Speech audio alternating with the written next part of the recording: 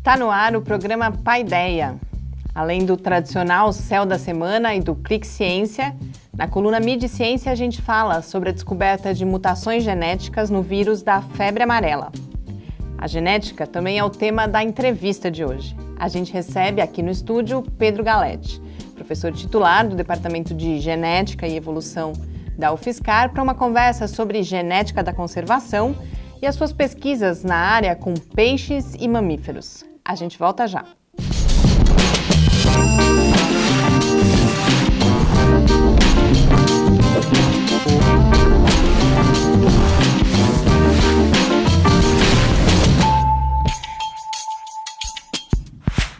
Muito boa noite, a gente começa agora mais uma edição do programa Paideia, que é uma produção do Lab UFSCar com apoio do Centro de Desenvolvimento de Materiais Funcionais, o CDMF. Você acompanha o Paideia na Rádio UFSCar e também em vídeo no site e redes sociais do Lab, sempre às terças-feiras, às 6 horas da tarde. Para apresentar o programa aqui comigo hoje no estúdio, já está o professor Adilson de Oliveira. Muito boa noite, Adilson. Boa noite, Mariana. Boa noite a todos que nos assistem e nos ouvem em mais um programa Paideia. E a gente vai já saber qual é o céu dessa semana.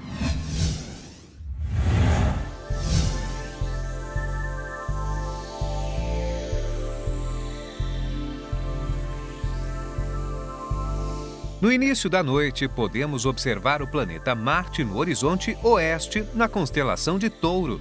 Ele fica visível até às 6h45. Na noite de 26 de maio, a Lua fica ao lado de Marte. A leste, podemos ver Júpiter, visível na constelação de Virgem, até às 3 da manhã. Saturno aparece a leste às 7h30 da noite, na constelação de Serpentário. De madrugada, aparece Vênus no horizonte leste, na constelação de Peixes, a partir das 3h30. Na madrugada de 22 de maio, a Lua fica ao lado de Vênus.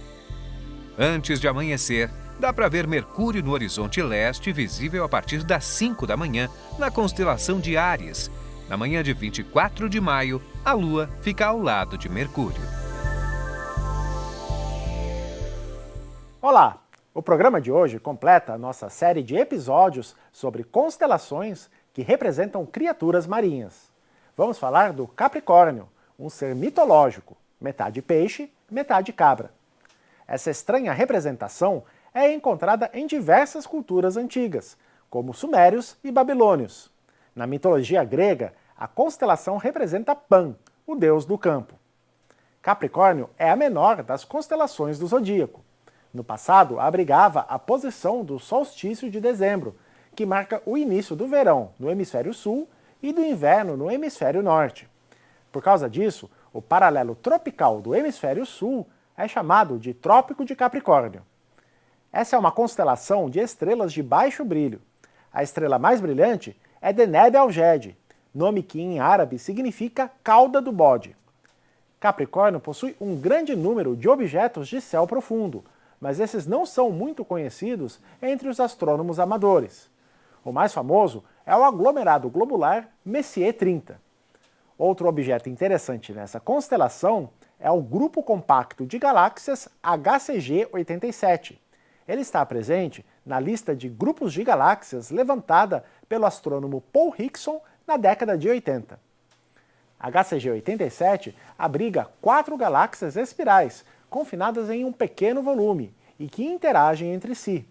O resultado é uma elevada atividade de formação de estrelas nas suas componentes. Até o próximo programa e céus limpos a todos!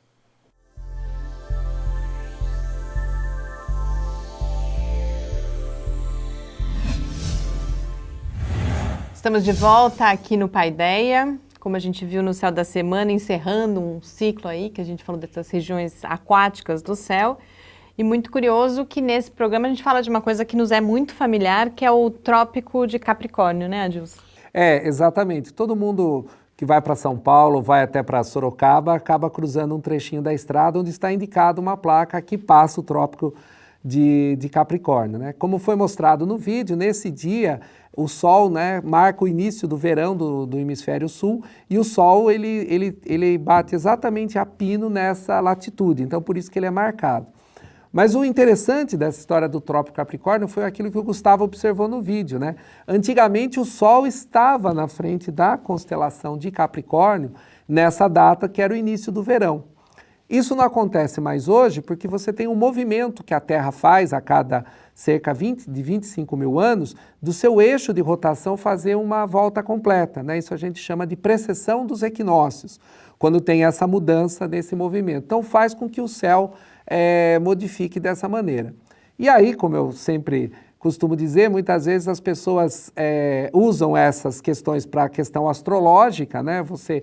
Quem nasce nessa época é do signo de Capricórnio, segundo a astrologia, mas o Sol nem mais está na frente da constelação de Capricórnio quando acontece esse evento, justamente porque a astrologia não conta que o céu muda com o passar do tempo.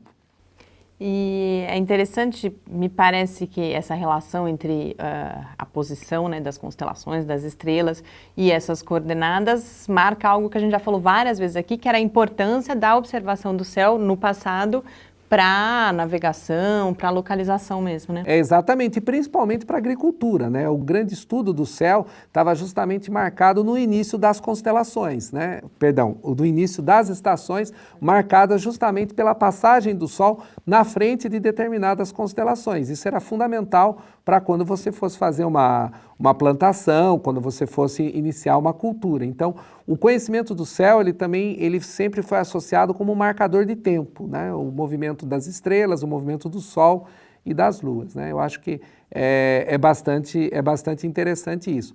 E também, como foi mostrado aí no vídeo, quando a gente observa que essa região do céu é uma região bastante rica também, o Gustavo destaca isso com as galáxias que estão nessa direção da constelação de Capricórnio. A gente fica aguardando agora qual a próxima série que vem no céu da semana. A gente viu também que dá para aproveitar, a Lua fica próxima de 3 planetas, então isso também facilita a localização. E se você quiser, para poder fazer essa observação, rever este e também os outros episódios do Céu da Semana, basta visitar o site do Lab em www.lab.fiscar.br. E na coluna Mídia e Ciência de hoje, eu falo sobre o tema que dominou o noticiário. Vamos lá saber do que se trata?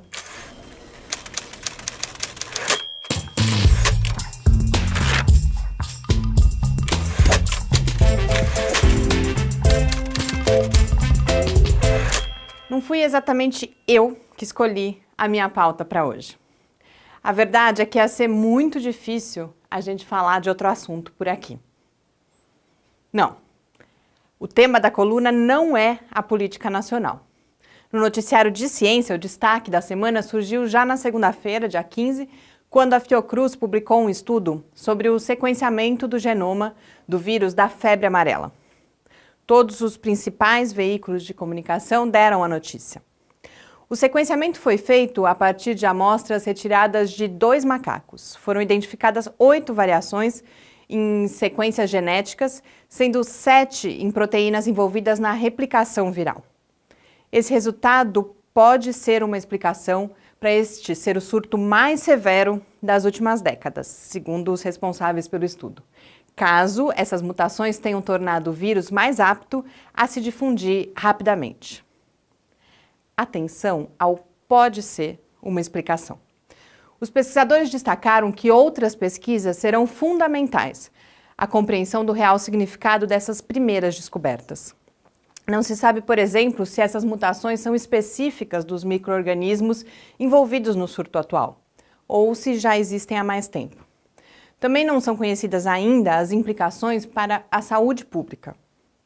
O que a gente tem são pistas de uma possível explicação para o problema que a gente está vivendo. Isso já é muito importante, mas é só a largada. Embora alguns veículos tenham cometido deslizes quanto a isso, eu acho que nesse caso os problemas estão mais relacionados à nossa tendência de registrar apenas parte da informação que a gente lê. A gente também tem a sensibilidade totalmente justificada à questão da febre amarela. Mas eu quero que a gente pense sobre mais uma coisa como possível origem do risco de a gente se apavorar diante da ideia de um vírus mutante ou de tomarmos uma hipótese inicial como verdade absoluta. Essa origem, para mim, parece ter relação com o desconhecimento que grande parte da população tem sobre como a ciência funciona. Dentre outras características, seria importante a gente lembrar que o conhecimento é construído em etapas, colaborativamente, e muitas vezes com um resultado mais recente mostrando que as hipóteses sugeridas antes não se confirmam. Além disso, a meta final não é a certeza, e sim a identificação da melhor explicação diante das evidências disponíveis.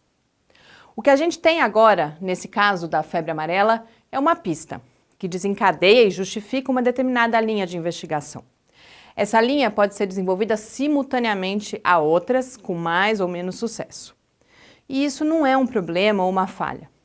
É o caminho pelo qual o conhecimento científico é construído, mesmo que nem sempre seja na velocidade que a gente gostaria. A mídia certamente não é a única culpada desse desconhecimento sobre os processos científicos, mas ela também tem a sua parcela de responsabilidade, devido ao que a gente chama de mitologia dos resultados.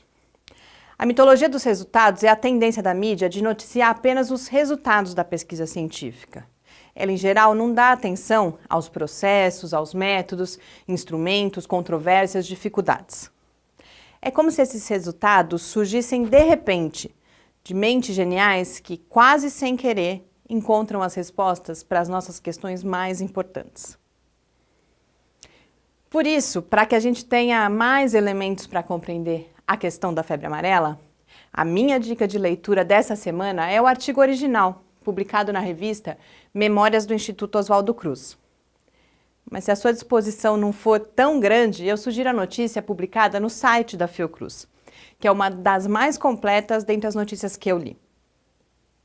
Os links estão lá, na versão escrita da coluna no site do Lab. Lá também estão as tais florestas escondidas do título da coluna. Boa leitura e que a próxima seja uma boa semana para nós e para o nosso país.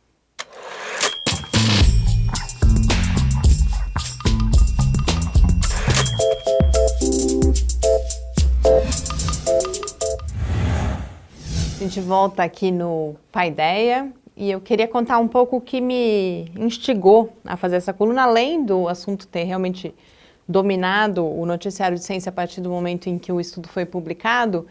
A primeira coisa que eu ouvi sobre isso, eu estava trabalhando com um colega do meu lado que falou, você viu? E eu percebi uma comoção nele na hora que ele me contou, descobriram uma questão de variação genética. E aí eu fiquei curiosa e naturalmente já leria as notícias e fui ler com esse olhar de por que isso desperta, né? A hora que a gente fala de uma mutação genética, por que isso despertou aquela reação? E eu imagino que desperte de fato. E aí a gente vê várias características desse artigo que chamam muita atenção. Como eu disse, a mídia realmente foi bastante cuidadosa. Tem uma questão que é interessante, quase todas as notícias são iguais, então essa é uma característica que qualquer uma outra ocasião a gente comenta também. Foi dada uma coletiva e aí os jornais em grande medida reproduziram as informações que os próprios pesquisadores passaram.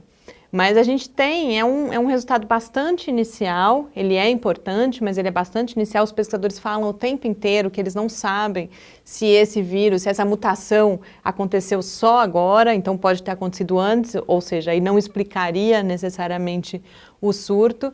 E além disso, esse é um artigo, a Fiocruz criou uma área dessa publicação, que é Memórias do Instituto Oswaldo Cruz, que eles chamam de um fast track, que os artigos são publicados de uma forma diferente, eles são publicados em até 24 horas depois que eles foram submetidos à revista, se um único editor considerar que eles são relevantes. E aí depois eles passam pelo processo normal, né, dessas publicações de análise por pareceristas, então ele pode inclusive vir a ser recusado. Então é uma série de cuidados que a gente precisa ter, e aí é isso, as pessoas, esse desconhecimento que muitas vezes as pessoas têm de como a ciência funciona pode fazer ou que elas compreendam equivocadamente um resultado que é ainda provisório ou parcial, ou de outro lado, que a hora que elas descobrem, por exemplo, não era bem isso, elas acham, poxa, mas essa ciência não funciona, na verdade, né? Eu acho que a questão principal da ciência, muitas vezes, é você pensar na história da causa e efeito, né? Nenhum fenômeno que a gente observa na natureza, ele tem uma causa única. Ainda mais quando você vai falar de seres vivos, que são sistemas muito mais complexos, sistemas que dependem de muitas variáveis. Aí também há sempre aquela coisa que a gente tem destacado aqui nos nossos vários programas, é que muitas vezes o que apareceu como mais importante? Você tem um vírus mutante, né? E todo mundo que já viu Walking Dead, qualquer coisa disso, que imaginando, agora vai ter um vírus da febre amarela que de repente pode dizimar a população humana. Isso até pode acontecer, mas não é o caso do qual a situação que a gente está vivendo. E quando você encontra o simples fato de encontrar que houve uma mutação no vírus, isso por si só é uma informação científica relevante. Não importa se esse é a causa ou não de fazer o surto, ele pode ser uma das componentes, como isso pode ter também outras variáveis, como normalmente é na ciência. Nunca você tem uma causa unívoca que determina um problema, e ainda mais, como a gente já disse, sistemas biológicos, sistemas são muito complexos. E também há sempre o apelo, toda vez que você fala de alguma coisa que está relacionada com o caso da febre amarela, doença, isso também toma uma outra dimensão, todo mundo fica preocupado disso, né? Então, nossa, agora, se tem um vírus mutante, provavelmente a vacina não vai funcionar. Eles também não disseram isso na reportagem. Então, quem já era vacinado para a febre amarela, parece então que agora com esse vírus mutante vou ter que fazer uma nova vacina. Pode até ser, mas como diz, a primeira coisa, descobrimos que mudou o vírus. É uma informação que tem que ser publicada rapidamente, porque é uma coisa importante para que isso seja divulgado e estudado. Tem que ser publicada rapidamente, inclusive essa é uma ponderação que eles fazem para que outros pesquisadores ao redor do mundo, ao terem contato com essa informação, façam comparações também com as informações que eles já têm. E é interessante que você falou da vacina, porque esse foi um cuidado muito grande que os pesquisadores tiveram. Todas as notícias trazem essa informação de que a vacina é válida, porque inclusive as mutações aconteceram em regiões que não estão relacionadas ao aspecto que faz com que a vacina seja válida. Eu acho que esse também tem, a Fundação Oswaldo Cruz também tem uma característica importante, porque eles têm um cuidado da divulgação da ciência, eles até têm um núcleo lá de divulgação científica, então por isso que, como você disse, no site da Fiocruz você vai encontrar a melhor descrição, a melhor reportagem sobre isso, porque justamente há uma preocupação de não somente divulgar os resultados, mas também levá-lo para a população que não tem contato diretamente com o conhecimento científico para entender essas descobertas. Poderia ficar muito mais tempo falando aqui, inclusive no artigo, na versão escrita da coluna, eu abordo um outro caso que também aconteceu nessa semana, mas a gente precisa ir para o próximo bloco. Eu sugiro que vocês deem uma visitada lá no Mídia e Ciência, versão escrita no site do Lab.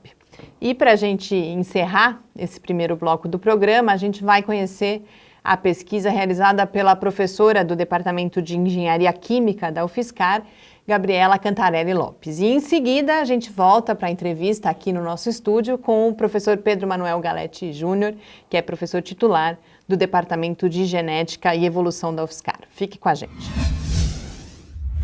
Oi pessoal, meu nome é Gabriela Cantarelli Lopes, eu sou professora do Departamento de Engenharia Química da UFSCar. Eu vou falar para vocês nesse vídeo sobre uma das linhas de pesquisa na qual eu trabalho aqui no departamento, que é a simulação de processos, usando para isso uma ferramenta conhecida como CFD.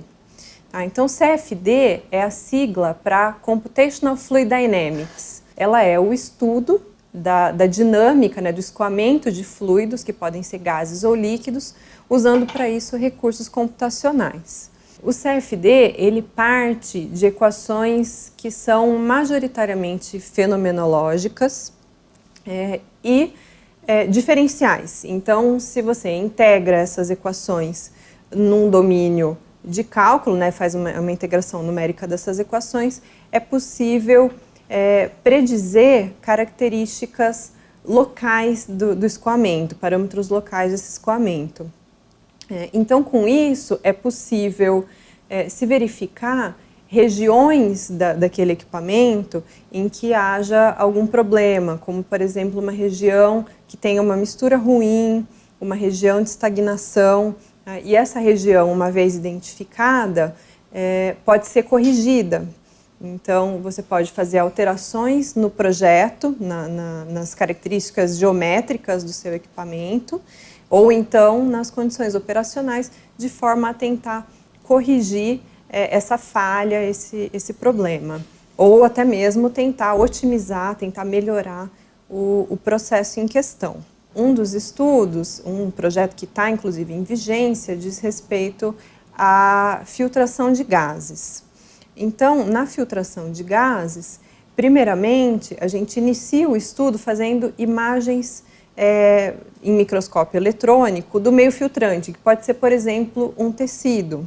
Então, tendo essas imagens bastante aproximadas do meio filtrante, é possível analisar as imagens e, com isso, determinar uma distribuição de diâmetro de fibras. Tendo essa distribuição de diâmetros, nós conseguimos criar um domínio, gerar um domínio de cálculo para a simulação e, com isso, simular o escoamento de gás através das fibras e a deposição de partícula, das partículas, né, dentro do tecido, né, dentro dessas fibras, e determinar a eficiência de coleta desse meio filtrante.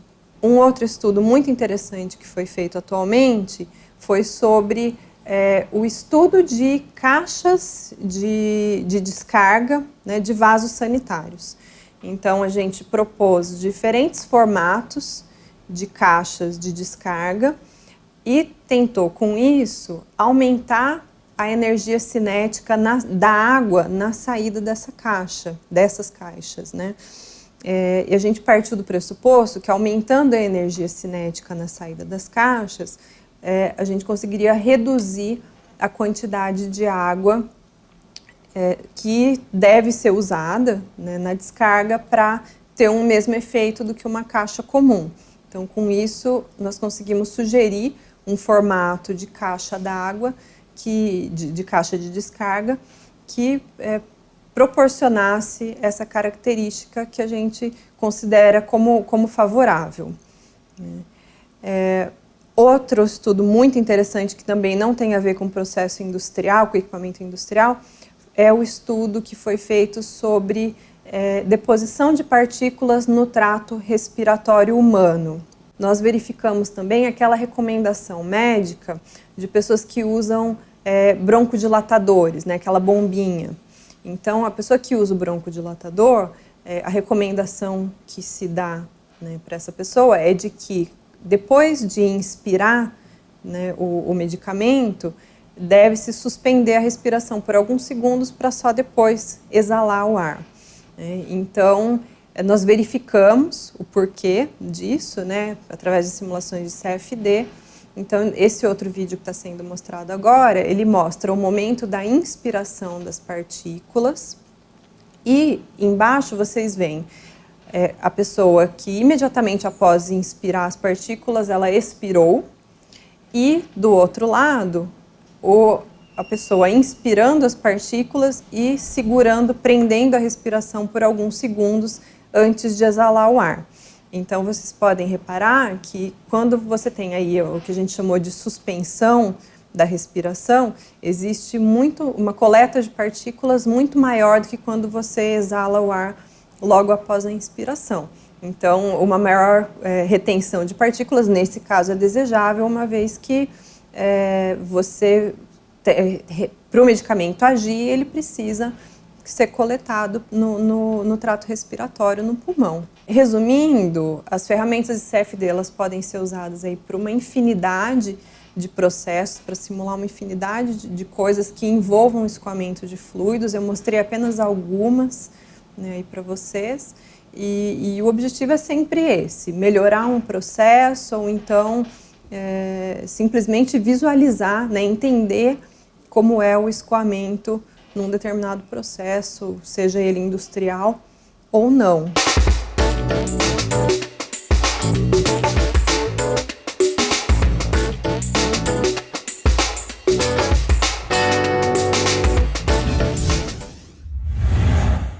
Estamos de volta aqui no Paideia e conosco aqui no estúdio já está o professor Pedro Galletti, que é professor titular do Departamento de Genética e Evolução da UFSCar. Pedro, boa noite, muito obrigada, é uma honra para a gente receber você aqui no programa. Boa noite, eu é que agradeço o convite e é uma honra também participar desse evento com vocês. A gente hoje, se a gente tiver tempo, vai falar de duas áreas ou duas linhas, de certa forma, com as quais você trabalha, pesquisa sobre peixes, pesquisa sobre outros predadores de topo de cadeia, sobre onça, mas tem algo que é comum a todos esses estudos, que é a área da genética da conservação. Então, para a gente começar, eu gostaria que você apresentasse brevemente o que é a genética da conservação e quais as contribuições, as principais contribuições que ela pode dar à compreensão e ao cuidado com a biodiversidade brasileira. Bem, a genética da conservação é uma disciplina relativamente nova e ela nasceu a partir da conscientização dos pesquisadores de que a genética, tanto do ponto de vista da sua teoria quanto do ponto de vista das tecnologias genéticas, poderia ajudar a minorar o problema das espécies ameaçadas de extinção. Então, a partir do momento em que a comunidade de ciência, particularmente da área de genética, percebe de que nós temos, enquanto ferramentas e enquanto corpo conceitual e teórico, condições de contribuir para resolver problemas relacionados a espécies ameaçadas de extinção, surge então a disciplina genética da conservação, que é fundamentalmente isso, usar o nosso conhecimento e a nossa tecnologia para tentar salvar as espécies que estão ameaçadas de extinção.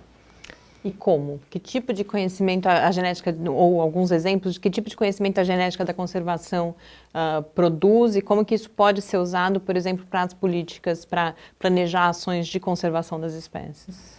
A base da genética é a variação genética. E todos nós sabemos que a variação genética ela é fundamental para a persistência de uma espécie a longo prazo, sob o ponto de vista da evolução, porque é sobre a variação genética que a seleção natural atua. E a variação genética dá à espécie a capacidade de responder favoravelmente à espécie às mudanças climáticas, ambientais, que ocorrem ao longo do seu percurso na evolução. Então, a variação genética é o capital fundamental da espécie. Quando uma espécie entra ou está sob ameaça de extinção, ela fundamentalmente está sob ameaça de extinção porque o seu efetivo populacional está absolutamente reduzido. E quanto maior é a perda do tamanho populacional, maior é a ameaça que a espécie tem. As duas coisas estão absolutamente relacionadas, o tamanho populacional e a variação genética. Quanto maior o tamanho populacional, maior a variação genética, e quanto menor o tamanho populacional, maior é a perda da variação genética. Portanto, a genética, ela age no sentido, quer dizer, nós emprestamos o conhecimento e a genética empresta o seu conhecimento e a sua tecnologia, primeiro para detectar, de fato, os sinais de perda, de redução da variação genética. E segundo, para ajudar no monitoramento e no manejo dessas espécies, no sentido de melhorar essa variação genética e permitir a persistência ao longo prazo da espécie. Pedro, esses avanços que justamente a gente vê nos últimos tempos da genética, passa muito pelo próprio desenvolvimento tecnológico das novas técnicas, né, de identificação dos genes, né? Há 15 anos atrás, por exemplo, para você fazer um genoma era uma coisa que custou milhões de dólares na época. Hoje é uma coisa que a gente consegue fazer como uma técnica rotineira no laboratório, né? Acho que seria legal você comentar um pouquinho disso, né? Porque muitas vezes as pessoas imaginam que para você descobrir um genoma assim, é uma coisa muito complicada, né? De fato, a tecnologia, de uma forma geral, ela beneficiou muito o avanço da própria genética, do nosso conhecimento da estrutura genética das espécies e das populações. Hoje, os equipamentos de última geração, eles são capazes de produzir genomas em larga escala, não só de uma espécie, mas de muitos indivíduos daquela própria espécie, né? Então, hoje não se fala mais em genoma do indivíduo. Hoje, o grande momento que passa a genética é da genômica populacional. Então, genomas de centenas e milhares de indivíduos podem ser feitos com uma certa facilidade, com uma relação de custo relativamente aceitável para os níveis de custo da ciência e, obviamente, com uma quantidade de informação muito maior, né? E isso impacta diretamente essa pesquisa que você faz mapeamento das espécies justamente olhando esses genomas. Na verdade, nós usamos muitas ferramentas, várias ferramentas, desde ferramentas mais tradicionais até a própria ferramenta genômica. Hoje, um campo dentro da genética da conservação é a genômica da conservação. Então, a verdade é que há várias tecnologias genéticas e uma delas é a tecnologia genômica, mas nós podemos fazer a genética muitas vezes sem mesmo ir para o laboratório. Nós podemos fazer uma análise de variação genética simplesmente olhando o fenótipo das espécies ou das pessoas, se for o caso da genética humana, não é? Então, todas essas são ferramentas que ajudam a construir cada vez mais um novo conhecimento, né? A genômica é uma delas.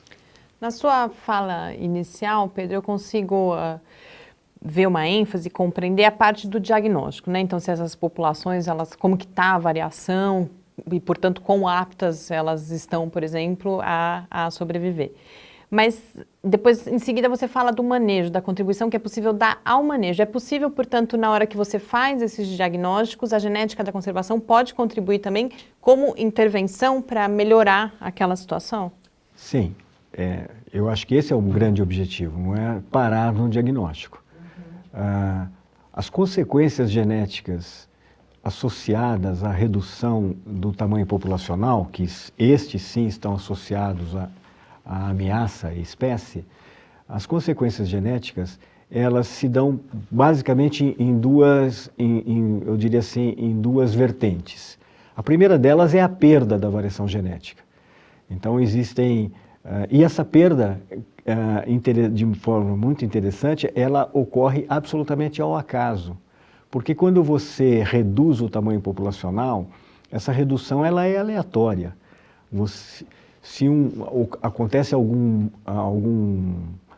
situação climática ou alguma catástrofe, essa catástrofe ela não é seletiva, ela geralmente é aleatória, ela elimina da população em toda a estrutura populacional, de jovem a adulto e de todos os gêneros. Depende também de quão apto aqueles indivíduos estão para sobreviver. Se houver condições de ter uma resposta, obviamente, se houver condições de ter uma resposta a isso. Então, e isso também, obviamente, se reflete no ponto de vista da própria variação genética. Então, a grande perda da variação genética se deve a eventos casuais, são estocásticos mesmo. Na genética, nós chamamos isso de deriva genética. E a outra vertente da redução do tamanho populacional, que acompanha o tamanho populacional, a redução, é o endocruzamento. No momento em que você reduz o tamanho populacional, você aumenta a probabilidade de indivíduos relacionados sob o ponto de vista genético reproduzirem-se. E aí a sua prole novamente reproduzir-se novamente numa geração seguinte e cada vez mais aumentando aquilo que a gente chama corriqueiramente de consanguinidade, que é o endocruzamento. E o endocruzamento, ele, sob o ponto de vista genético, ele tem um impacto diferente do que a perda da variação genética por deriva. Ele tem um impacto de expor, por exemplo, os genes deletérios, os genes que geralmente são recessivos e ficam nos chamados heterozigotos. No momento em que você aumenta o endocruzamento, você aumenta os indivíduos homozigóticos, desculpe a expressão, tenho que usar alguns conceitos que agora me são obrigados a falar, mas no momento em que você aumenta o grau de consanguíneos, você expõe à população esses genes deletérios e esses indivíduos acabam trazendo prejuízos à população de uma forma geral. Nós chamamos isso de depressão endogâmica. Então, uma das primeiras coisas que acontece numa espécie ameaçada de extinção, em paralelo, é a perda de adaptação mesmo, a perda de potencial adaptativo. E isso, às vezes, se expressa na fertilidade. Por exemplo, espécies que são muito endogâmicas, elas, ao longo das gerações, elas vão se tornando inférteis. Você imagine, isso vai naturalmente levar à extinção. O que faz a genética, então, ao momento que faz o diagnóstico de que há perda e de que há elevada endogamia? Ela ajuda a traçar um programa de manejo dessa fauna no sentido de diminuir a endogamia, de um lado, e no sentido de aumentar a variação genética do outro lado. Então, há várias maneiras de você tentar ou promover o aumento da variação genética.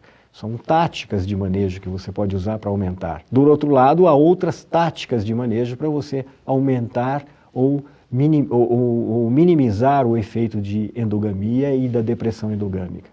Então, a genética não só faz o diagnóstico, que é fundamental, mas ela, obviamente, tem instrumentos que permitem a dizer o que fazer para a gente minorar o problema, resolver o problema e dar persistência de longo prazo a essas espécies que estão ameaçadas. A gente já volta a falar mais da genética da conservação, mas tem um outro aspecto que é comum às suas pesquisas, que você trabalha com predadores de topo de cadeia alimentar. O que são o nome já é quase que autoexplicativo, mas por que estudar esses animais? Qual é o lugar que eles ocupam? Qual é a importância da gente saber mais também sobre eles? Sob o ponto de vista funcional de um ecossistema, o ecossistema é estruturado. Nós temos os organismos, que são os nossos organismos, que nós dizemos que são os produtores, porque são aqueles que são capazes de absorver a energia solar e absorver os elementos mínimos da natureza, como a água e o oxigênio, e transformar isso em matéria orgânica. É o caso das nossas plantas, a partir da fotossíntese. Esses são os produtores do ecossistema. Esses produtores criam a biomassa necessária para que os animais, eventualmente que não têm essa capacidade de fotossintetizar e produzir a biomassa, vão utilizar dessa biomassa, são os chamados consumidores. Eles vão consumir daquela biomassa para poder crescer, multiplicar, se reproduzir e, enfim, ter a sua própria existência. Então isso cria no ecossistema uma estrutura de cadeia alimentar. E um produz, aí o outro consome, que é o consumidor primário, depois tem o consumidor secundário, que é o que preda aquele pequeno animal, e assim vai. O predador topo de cadeia é exatamente o que está no topo. Aquela espécie que depende, obviamente, dos elementos que estão no seu nível inferior. Mas, por outro lado, ele tem um papel fundamental, porque ele acaba regulando toda a cadeia alimentar. A presença do predador de topo de cadeia acaba regulando numericamente, em abundância, e também a estrutura da cadeia alimentar. No momento que você retira um predador de topo de cadeia, por exemplo, aqueles indivíduos que eram predados pelo predador deixam de ser predados e, portanto, eles... a primeira resposta que tem populacional é crescer em número de maneira absurda, né? Há uma explosão, um boom populacional. E, obviamente, esse boom populacional aqui em cima da cadeia alimentar reflete impacto embaixo e assim vai desencadeando, chega a mudar a estrutura do ecossistema.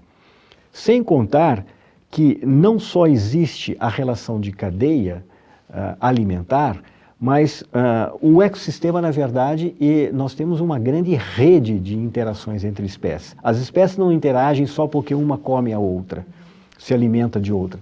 Elas interagem porque elas têm serviços que prestam a outras espécies, né? Então, no momento que, por exemplo, se eu pensar num predador no ambiente terrestre como uma onça, por exemplo, no momento em que eu tiro a onça de um sistema, seja ela a onça pintada ou a própria onça parda, o que acontece? aquela fauna que naturalmente é predada por essa onça cresce numericamente muito e passa a predar a fauna que está no seu nível inferior. E geralmente, por exemplo, nesse caso, são as aves. E boa parte das aves são dispersoras de sementes.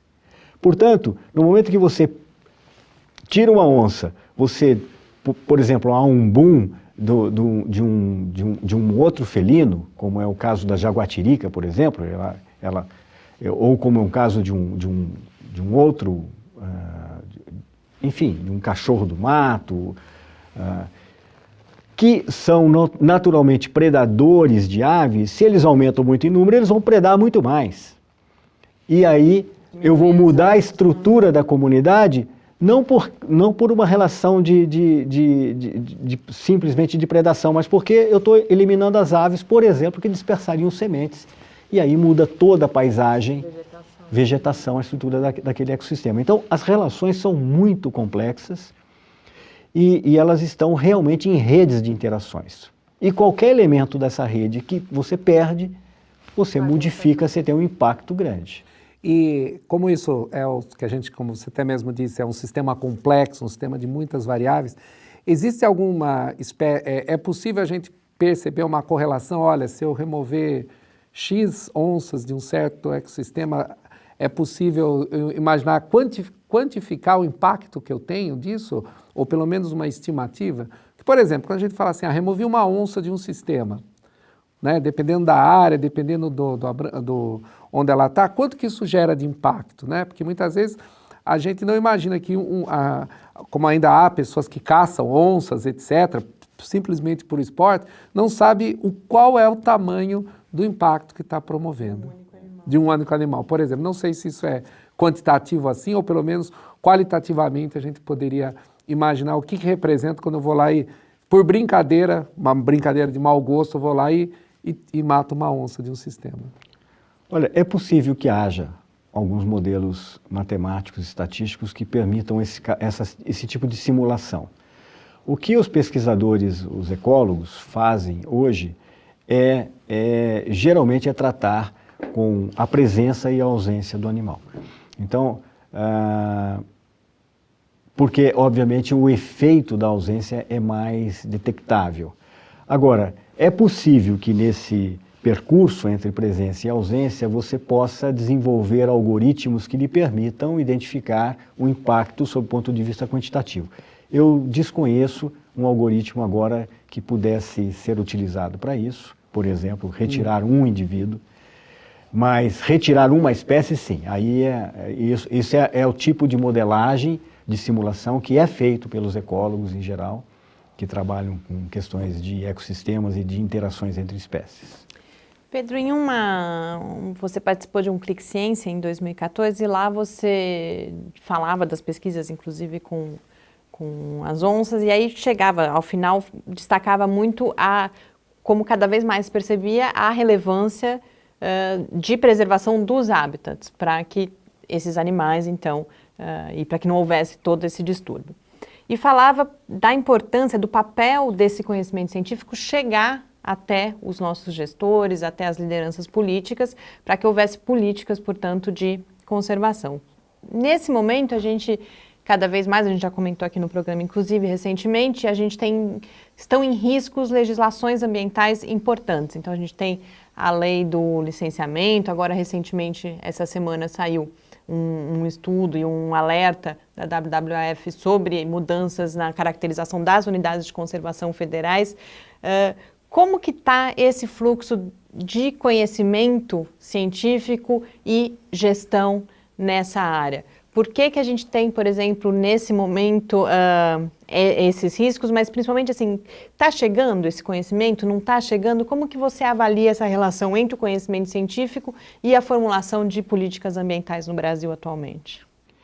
Eu diria que, modernamente falando, o conhecimento científico está, sim, chegando aos órgãos públicos e aos tomadores de decisão.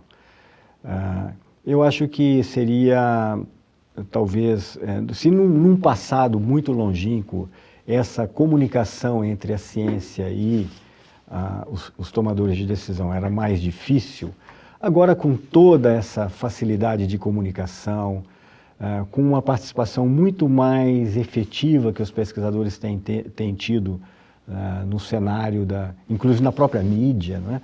Eu acho que a informação tem chegado. A questão é que nós nos deparamos com o problema econômico, né?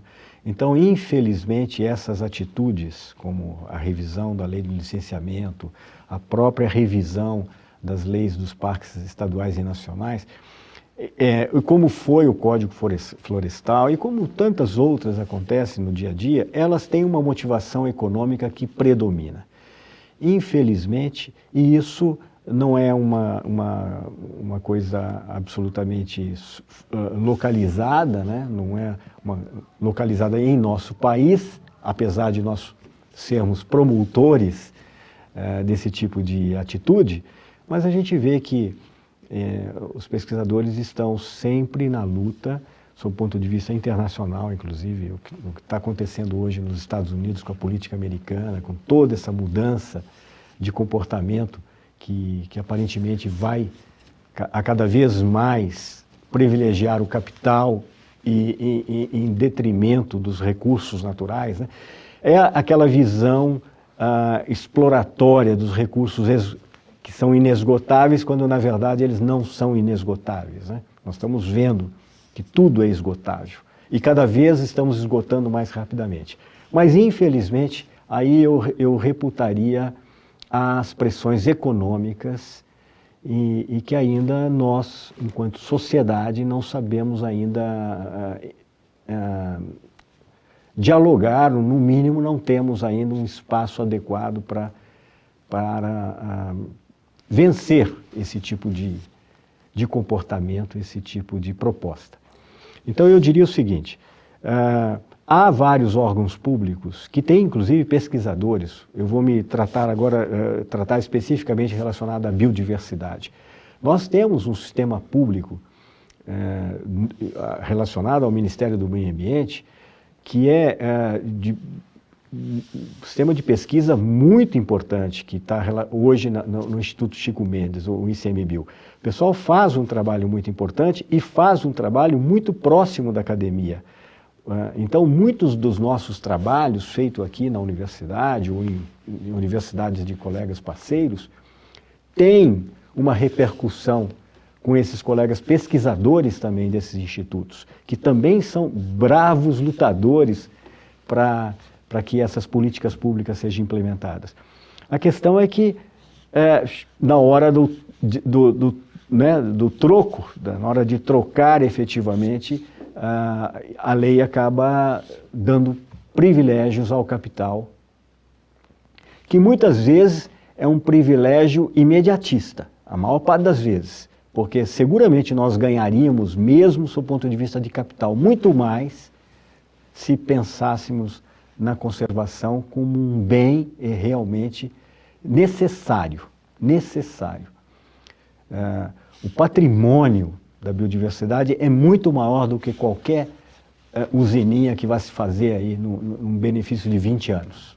Mas, infelizmente, esse imediatismo que faz com que as coisas aconteçam dessa forma.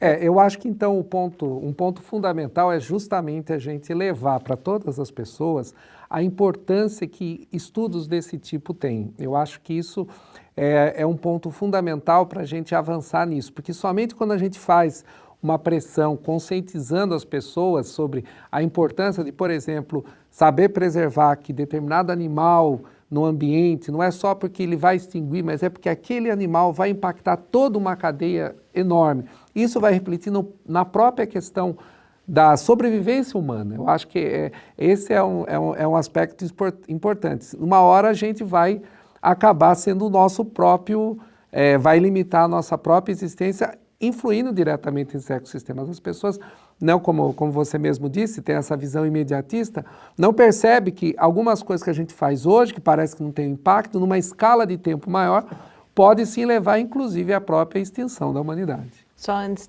a gente precisa concluir, o nosso tempo está acabando e é por isso, inclusive, que a gente quer receber você ainda várias vezes aqui no programa. Pedro, eu já agradeço e passo a palavra, então, para você concluir e se despedir aí dos espectadores e ouvintes. Primeiro, eu queria dizer que eu concordo em gênero, número e grau com o que você disse, Adilson.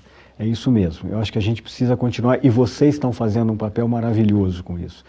Continuar levando, decodificando, como a gente costuma dizer, né, a ciência para toda a sociedade.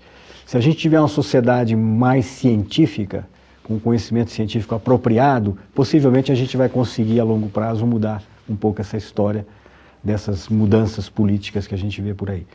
Mas eu queria dizer também o seguinte, que para mim é uma honra e um prazer muito grande vir aqui, essa oportunidade de conversar com vocês, e estou sempre à disposição para conversar. Obrigada. Precisamos falar dos peixes que acabaram acabou não dando tempo da gente abordá-los hoje. Muito obrigado, Pedro. E o Paideia fica por aqui. A gente volta na próxima terça-feira. Acompanhem o Lab no Facebook, no Twitter, ou também falem conosco, enviem sugestões, questões para o cliqueciência@ufscar.br. Muito boa noite para todo mundo. Uma boa noite para todos.